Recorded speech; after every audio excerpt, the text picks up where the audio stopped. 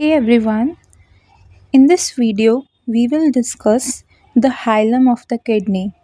We have already understood in the previous video the two borders, two surfaces and two poles of the kidney. Basically the external features. In this video we will cover the hilum of the kidney. So the following structures are seen in the hilum from anterior to posterior side. So what is hilum? So hilum, it is a depression which is present on the medial side of the border of the kidney. As you can see in the diagram figure 24.3, the medial surface of the kidney from where the inferior vena cava, aorta and the ureter it is exiting and entering the kidney. This portion is called as the hilum. So hilum क्या है? Basically hilum एक depression है kidney में, जिससे क्या होता है कि वेरियस स्ट्रक्चर्स किडनी के अंदर आते हैं और किडनी के बाहर जाते हैं. कुछ लिम्फैटिक्स हो गए, कुछ नर्व्स होगी, वो भी हाइलम के थ्रू अंदर आती है किडनी के और हाइलम के थ्रू बाहर जाती है किडनी के. So basically this is the hilum of the kidney. This depression is called as the hilum of the kidney, and this is the top part of the hilum and the bottom part of the hilum. Hilum में से ये जो depression है, इस hilum में से renal vein निकलती है, रीनल आर्टरी निकलती है और renal pelvis which is the expanded upper end of the ureter. You can see in this diagram this expanded portion, the upper part of the ureter is the renal pelvis, the expanded portion which is present just close to the kidney. Expanded part होता है जो कि just kidney से touch करता है, उसको हम कहते हैं रीनल पेल्विस. और वो जब एक्सपैंडेड पार्ट डाउनवर्ड एक ट्यूब फॉर्म करता है और वो किडनी के बाहर आता है, उस ट्यूब को हम बोलते हैं यूरेटर. सो एक हाइलम एक डिप्रेशन है किडनी में, जिससे it is a place where the things go in and out of the kidney. ये एक ऐसी प्लेस है जहाँ पे जो डिफरेंट स्ट्रक्चर्स हैं वो किडनी के बाहर निकलते हैं और किडनी के अंदर जाते हैं. 3 मेन स्ट्रक्चर्स जो कि अरेंज्ड होते हैं from front to the back. Front से लेके अगर हम किडनी को, you can see in the figure 24.3, in this you can see first there is a inferior vena cava और उसके पीछे हमारी होती है आर्टरी और उसके पीछे हमें यूरेटर मिलता है. तो ऐसे अरेंज होते हैं ये स्ट्रक्चर्स. सबसे पहले renal when, it is present in front. Renal artery, it is present in the middle. And renal pelvis, it is present just back. So this is the wide. What is renal pelvis?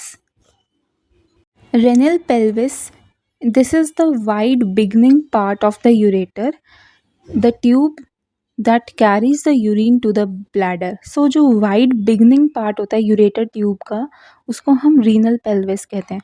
So ये जो तीनों structures होते हैं ये arranged होते हैं, एक front में होता है, एक middle में होता है और एक posterior होता है.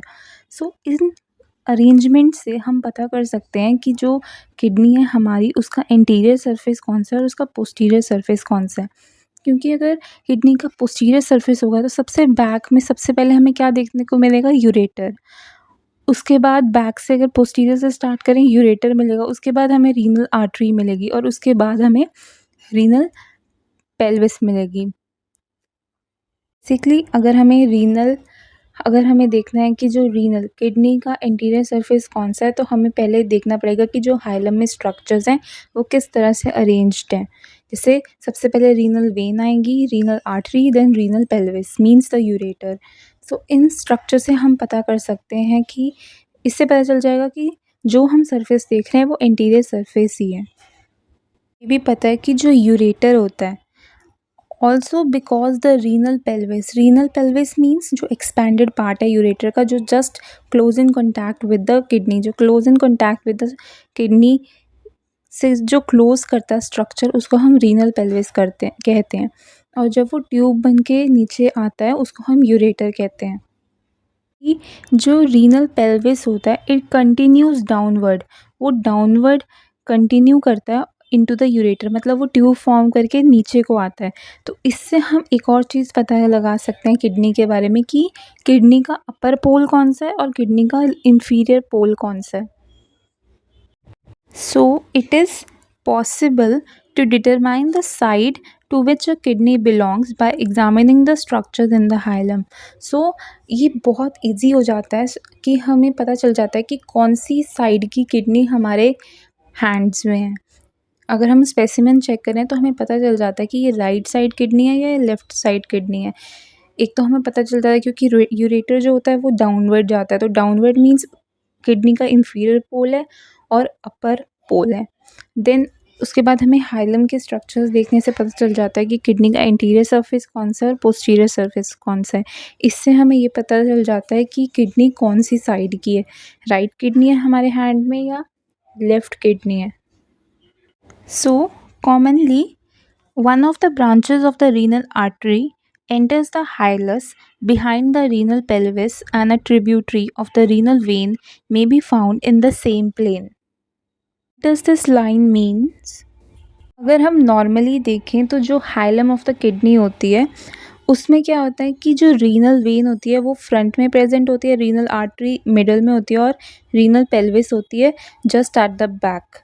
लेकिन क्या होता है बट समटाइम्स कुछ में क्या होता है देखा जाता है कि a branch of renal artery, जैसे you can see in the figure 24.3, you can see the aorta, this is the renal artery, the tube the aorta which is going towards the kidney, जो aorta kidney की तरफ जा रही है, tube जो जा रही है उसको कहते हैं रीनल आर्टरी। तो क्या होता है कि इस रीनल आर्टरी की छोटी छोटी ब्रांचेस होती हैं। तो क्या होता है कि a branch of a renal artery does not follow the normal order. So ये जो नॉर्मल ऑर्डर है कि सबसे पहले रीनल वेन होगी, फिर आर्टरी होगी, फिर यूरेटर होगा। सो क्या होता है कि ये जो रीनल आर्टरी की छोटी छोटी ब्रांचेस होती है ये अच्छे से ऑर्डर फॉलो नहीं कर पाती।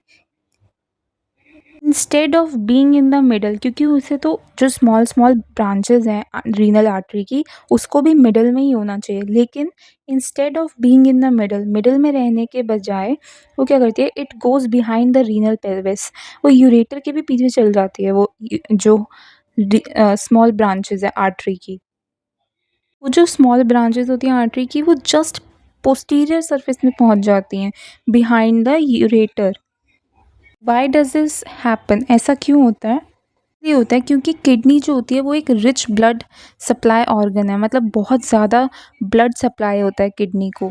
तो इससे क्या होता है कि जो आर्टरीज़ होती हैं उन डिफरेंट जो जो आर्टरीज़ होती हैं उनकी स्मॉल ब्रांचेस होती हैं डिफरेंट, तो वो पूरी किडनी को अच्छे से ब्लड सप्लाई करने के लिए इतनी सारी ब्रांचेस होती हैं उस आर्टरी की। सो क्या होता है कि not all of them follow the exact front to back position. These extra और differently placed branches, ये जो extra branches हैं और differently placed branches इनको कहते हैं accessory vessels. What is the main key point? होता है कि जो सर्जन्स होते हैं उन्हें बहुत केयरफुल रहना पड़ता है इस केस में, because doctor needs to be careful because a blood vessel might be hiding behind the renal pelvis, and if they don't know that they might accidentally cut it.